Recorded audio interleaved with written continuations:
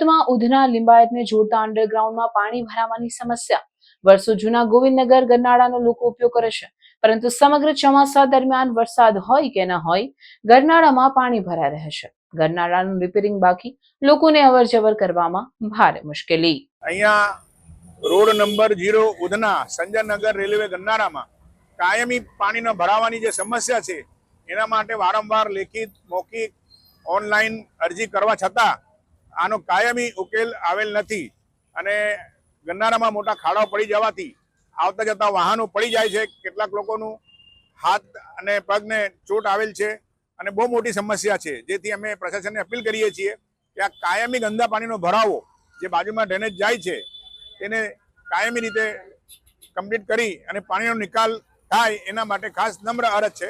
અને ગરનાળામાં આરસીસી બનાવવામાં આવે તો આ સમસ્યા કાયમી નિકાલ આવે એવી છે. આ ઉધના અને લિંબાયતને જોડતો જીવા દોરી સમાન રસ્તો છે. હજારોની સંખ્યામાં વાહન વ્યવહાર અહીંથી આવે છે. 2 વ્હીલર 3 વ્હીલર માટેનો આ મેઇન રોડ છે.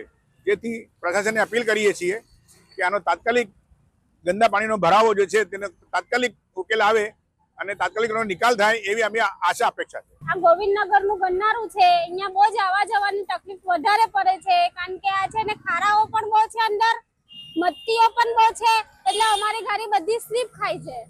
ઘણા વખતથી છે આ સાહેબ. અહીંયા બનાવે એટલે પાછું પાણી આવ જાવ કરે એટલે પાછા ખાડા જ પડી જાય છે.